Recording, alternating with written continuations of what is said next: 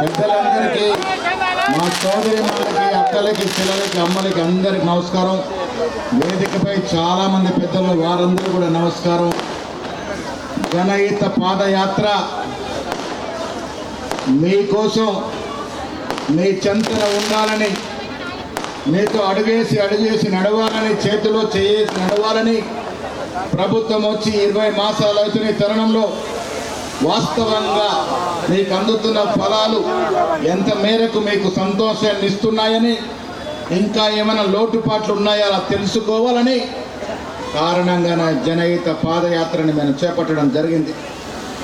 3వ రోజు మిత్రమా ఇవాళ విజయవంతంగా ఆరుమూరులో ఈ పాదయాత్ర విజయవంతమైన సందర్భంలో మీ అందరితో మాట్లాడుకునే అవకాశం దొరికింది.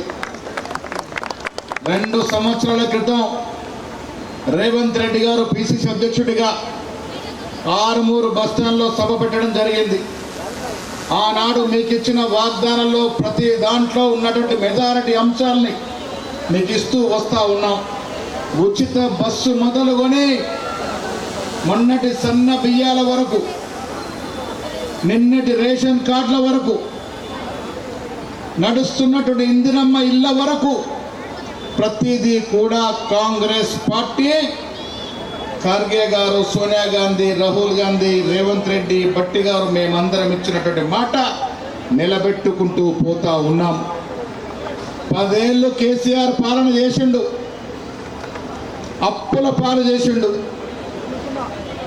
బుడ్డ పైసా ఇచ్చుడు కాదు కదా, 8 లక్షల అప్పు చేసి ఫామ్ హౌస్లో పడుకున్నాడు. భారం రేవంత్ రెడ్డి మీద పడ్డది, మంత్రుల మీద పడ్డది. అప్పు 6,000 కోట్లు నెల కడుతూనే మీకు ఇందిరమ్మ ఇల్లు ఇస్తా ఉన్నాము. 40 లక్షల చక్కెర క్యారెట్లు ఇచ్చాము. సన్న బియ్యం మిత్రమా ఎప్పుడని అనుకున్నారా? బీదవాడు సన్న బియ్యం తినే రోజు వస్తుందని మీరు ఎప్పుడు అనుకున్నారా? సన్న బియ్యం ఇస్తా ఉన్నాము. రేవంత్ రెడ్డి గారి పాలన అంటే మాటిస్తే మాట మీద నిలబడుతుంది, సోనియా గాంధీ పాలన అనే విధంగా ముందుకు పోతున్న తరుణంలో ఇలా జనహిత పాదయాత్ర తర్వాత నేను, మీనాక్షి మేడం గారు, మన ఏసీ ఇన్ఛార్జ్, గాంధీవాది, 2 సంవత్సరాల క్రితం నిజామాబాద్ గుండా పాదయాత్ర చేసిన అనుభవం ఉంది వారికి. నిజాయితీ పర్రాలు, నిస్వార్థ పర్రాలు వారు. మేము కలిసి మీ చెంతకు వచ్చినాం, మీతో మాట్లాడే అవకాశం కోసం చూస్తూ ఉన్నాం. రేపు కార్యకర్తతో మాట్లాడతాం, ఫలాలు ఏ రకం అందుతున్నాయో చూస్తాం, ఎంత మేరకు లోట్లు పాటలను చదవగలుగుతాం అనే మాట కూడా సందర్భంగా మనవి చేస్తూ ఉన్నాం. మిత్రులారా, అన్ని సజావుగా చేస్తూ ఉన్నా కేసీఆర్కి అధికారం పోయిందని నిద్ర రావట్లే. కేటీఆర్ అయితే పిచ్చోడే తిరుగుతూ ఉన్నాడు. రోజుకో మాట, అబద్ధాల పూటలు. హరీష్ రావు ఒక దిక్కు, కేసీఆర్ ఒక దిక్కు, కేటీఆర్ ఒక దిక్కు, మన జిల్లాలో ఉన్నటువంటి ప్రశాంత్ రెడ్డి ఒక దిక్కు. అబద్ధాల మీద అబద్ధాలు ఆడుతున్నారు.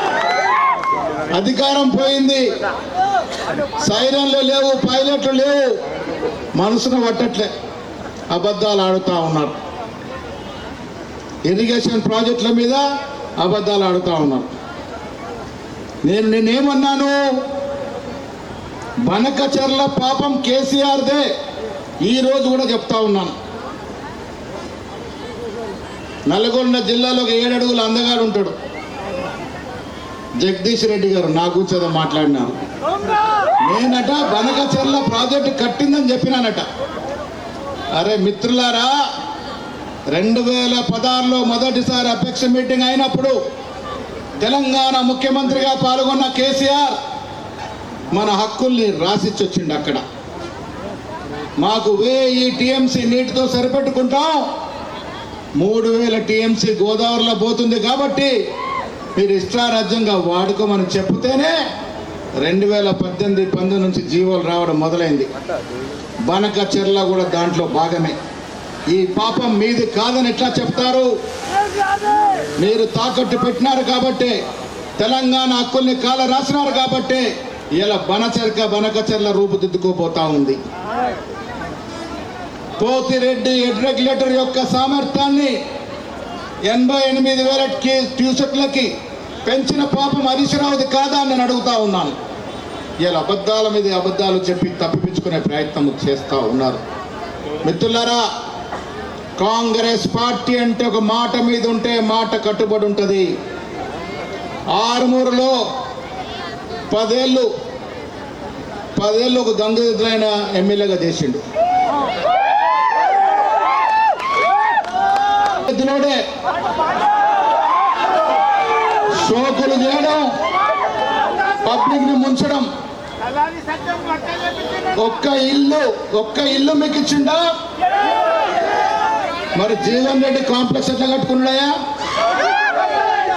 కట్టుడే కాకుండా ఆర్టీసీకి బాకాయలు ఎగ్గబెడతా ఉన్నాడు. ఏడ దాక్కున్నాడు. ఇవాళ ఎస్ఎఫ్సికి బకాయి పడ్డాడు, డబ్బులు కట్టట్లే, ముఖం చాటేస్తున్నాడు. 10 ఏళ్ళు రాజ్యం వెళ్ళిండు. ఎవరు బాగుపడ్డారు? ఆయనతో ఉన్న కార్యకర్తలు ఎవరన్నా బాగుపడ్డారా? ఎవరికన్నా ఒక ఇల్లు ఇప్పించిండా? ఎవరికన్నా ఒక చక్కెర కారు ఇప్పించిండా? మరి ఆయన కుటుంబం అయితే బాగుపడ్డారు. కార్ల మీద కార్లు కొన్నాడు, కాంప్లెక్స్ మీద కాంప్లెక్స్ కట్టిండు. అందుకే ప్రజలు ఇంట్లో కూర్చోబెట్టిండు. మిత్రులారా, ప్రజా జీవితంలో అబద్ధాలు చెప్పి చాలా ఏళ్ళు గడపలేము. ఒక రోజు, 2 రోజులు, 1 సంవత్సరం, 2 సంవత్సరాలు గాలయాపన చేయొచ్చు. అబద్ధాలతో రాజకీయాలు చేయలేము. రాజకీయ నాయకుడికి నిబద్ధత ఉండాలి, మాట మీద కట్టుబడితనం ఉండాలి, ఒక స్టాండర్డ్ పొలిటికల్ థియరీ ఉండాలి. ఇలా మేము కళ్ళబోలి మాటలు చెప్పము, చెప్పిన మాటలు నిలబెట్టుకుంటా ఉన్నాం. నిన్నగాక మొన్న నిజామాబాద్ జిల్లాకి ఇంజనీరింగ్ కళాశాల తెచ్చాము. ఇది కాంగ్రెస్ పార్టీ గొప్పతనమైన మాట చెప్తా ఉన్నాను. 30 ఏళ్ళ కళ, 30 ఏళ్ళు ఇంజనీరింగ్ కాలేజ్ లేకుంటే నేను మా సీనియర్ శాసకులందరం ముఖ్యమంత్రితో మాట్లాడి 6 నెలల కింద మాటిచ్చి మొన్న జీవో తెచ్చాము.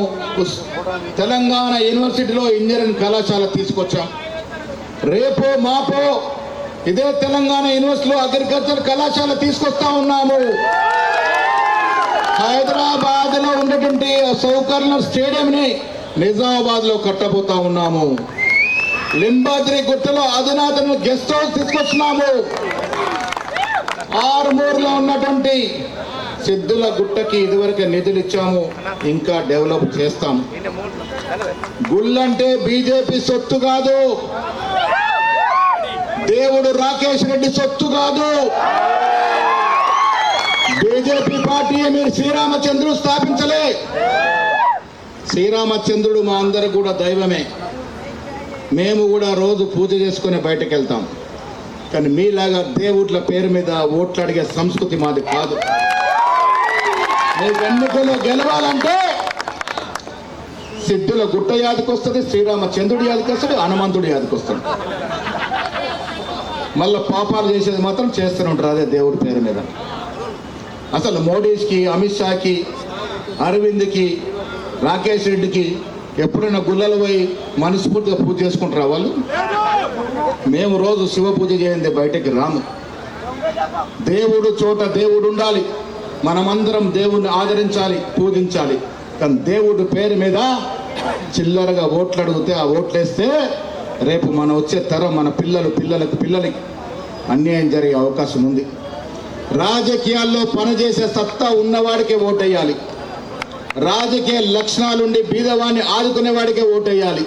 వాడే నాయకుడు. మనకి 5 ఏళ్ళకి గెలిపిస్తే ఇచ్చిన వాగ్దానాలు పూర్తి చేస్తేనే మళ్ళీ ఓటేయాలి. అది రాజకీయ నీతి. ఇలా కళ్ళబుల్లి మాటలు చెప్పి గెలుస్తారు, ముఖం చాటేస్తారు. వాళ్ళు నాయకులు కాదు సుమా. నేను మీ అందరికీ మళ్ళీ మనవి చేస్తా ఉన్నా, పాత ఆరుమూరు రాజకీయ చైతన్యవంతమైనటువంటి ప్రాంతం. నేను లింబాద్రి గుట్ట పక్కన నాగం చెరువు నాది. లింబాద్రి గుట్ట పక్కన నాగం చెరువు నాది. ఆరుమూరు నుండి గతంలో రాజారాం, సంతోష్ రెడ్డి, డి శ్రీనివాస్, మహిపాల్ రెడ్డి ఎందరో పెద్ద పెద్ద నాయకులకి స్థానం ఇచ్చినటువంటి ఆరుమూరు ప్రాంతం, రాజకీయంగా చైతన్యం ఉన్నటువంటి ఆరుమూరు ప్రాంతం. ఈ ప్రాంతం వారు రాజకీయాల్లో ఏలినటువంటి సందర్భాలు ఉన్నాయి, ఏలుతున్నటువంటి సందర్భాలు ఉన్నాయి. నిజామాబాద్ జిల్లాని పారిశ్రామిక పరంగా, విద్యా పరంగా, వ్యవసాయ పరంగా అన్నిట్లో ముందుకు తీసుకెళ్లే బాధ్యత మాది అనే మాట కూడా చెప్తా ఉన్నాను. మాకు దమ్ముంది, పనిచేసే అలవాటు ఉంది. దమ్మున్న ముఖ్యమంత్రి అలా అధికారంలో ఉన్నాడు. తప్పకుండా ఇచ్చిన ప్రతి మాట నిలబెట్టుకుంటామనే మాట చెప్తా ఉన్నాను. రైతు బంధు, రైతు భరోసా ఏ రకంగా ఇచ్చినాము, రైతు రుణమాఫీ ఏ రకంగా చేసినాము, 500 బోనస్ ఏ రకంగా ఇచ్చినాము, ఇలా సన్న బియ్యం ఏ రకంగా ఇస్తా ఉన్నాము. ఎవరికన్నా బాధ కలిగే పరిస్థితులు మా దగ్గర ఉన్నాయా? ప్రజలే దేవుళ్ళని ముందుకు పోతా ఉన్నాము. ఇలా రాహుల్ గాంధీ మాట, ఆయన నినాదం, ఈ దేశంలో ఎవరు ఎంత జనాభా ఎంత నిష్పత్తి ప్రకారం ఉంటే వారికి అన్ని ఫలాలు రావాలనే కోరిక రాహుల్ గాంధీ గారు కుల సర్వే ద్వారా రాహుల్ గాంధీ ఆశయాన్ని రేవంత్ రెడ్డి గారు ఈ రాష్ట్రంలో సఫలం చేశాడు. రేవంత్ రెడ్డి గారికి బీసీల పట్ల ప్రేమ, బీసీల పట్ల ప్రేమ, 42% రిజర్వేషన్, 42% రిజర్వేషన్ ఇస్తూ స్థానిక సంస్థలకు బిల్లు, విద్యా ఉపాధిలకు బిల్లు తీసుకొచ్చిన ఘనత కాంగ్రెస్ పార్టీది. కాంగ్రెస్ కార్యకర్త గాని, నాయకులు గాని అబద్ధాలు చెప్పి ముఖం చాటేయము. ఉన్నది ఉన్నట్టుగా చెప్తాము, మాట నిలబెట్టుకుంటాము. నిజామాబాద్ జిల్లాని పారిశ్రామికంగా, వ్యవసాయ పరంగా, విద్యా పరంగా, క్రీడల పరంగా అన్నీ కూడా ముందుకు తీసుకెళ్తామనే మాట కూడా ఈ సందర్భంగా మనవి చేస్తా ఉన్నాను.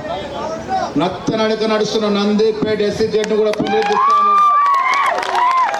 ఆర్మూర్, బాలుకొండ రూరల్ నియోజకవర్గాలు, నిజామాబాద్ నియోజకవర్గం కలిసి ఉండే నియోజకవర్గాలు.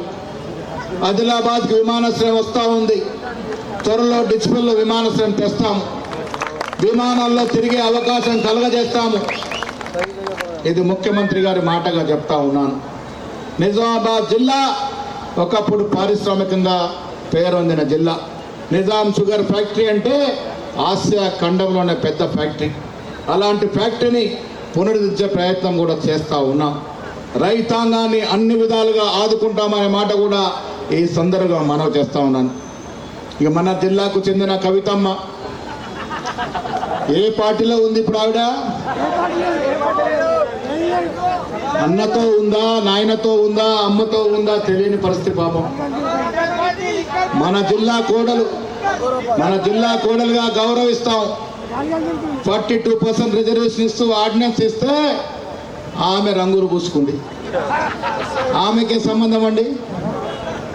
42% రిజర్వేషన్ కొరకు నేను, పొన్నం ప్రభాకర్, సురేఖ గారు, మధు యాష్కి గారు మేమంతా ముఖ్యమంత్రితో మాట్లాడి సమాలోచనలు చేస్తున్న సమయంలో ఆవిడ ఎక్కడున్నారు? జైల్లో ఉన్నారు. మనం రిజర్వేషన్ ఇస్తే ఆమె రంగులు పూసుకుంది. ఆ రంగు కూడా మారిపోయింది, నీలి రంగు పూసుకుంది. ఏమి సంబంధం మీకు సోదరిమణి? రాజకీయాల్లో అన్నీ మావే అంటే నడువు. కష్టపడి పనిచేసి ప్రజల్లో ఉంటే డెఫినెట్గా ఆదరిస్తారు జనం. ఏదో ఒక రోజు కాంగ్రెస్ పార్టీ నమ్ముకున్న ప్రతి కార్యకర్తకు న్యాయం జరుగుద్ది. త్వరలోనే కార్పొరేషన్ బోర్డులేసి కార్యకర్తలందరూ కూడా న్యాయం చేసే ప్రయత్నం చేస్తాం. వేములవాడ నుండి లింబద్రిగుట్ట తాకుతూ బాసర్ వరకు టెంపుల్ కారిడార్ రోడ్ ఇవ్వాల్సిందిగా ముఖ్యమంత్రి గారిని కోరినాం. 4 లైన్ల రోడ్డు ధర్మపురి, వేములవాడ, లింబద్రిగుట్ట, బాసర్ వరకు 4 రోడ్ల కారిడార్ ఇవ్వాల్సిందిగా వేములవాడ శాసనసభ్యుడు, ధర్మపురి శాసనసభ్యుడు, జగిత్యాల శాసనసభ్యుడు, సిరిసిల్ల నాయకులు మేమంతరం కూడా ముఖ్యమంత్రి గారిని కోరినాం. కేంద్రంతో ఒప్పించి ఒక టెంపుల్ కారిడార్ చేస్తే ఈ రోడ్ అంతా కూడా సస్యమతని మాట వారికి విన్నవించడం జరిగింది. ఆ రోడ్డు కూడా తెచ్చే ప్రయత్నం త్వరలో చేస్తామనే మాట కూడా సందర్భం మనవి చేస్తూ ఉన్నాం. ఇవాళ ఆందోళన ఉన్నప్పుడు దామోదర నరసింహ గారిని కోరడం జరిగింది.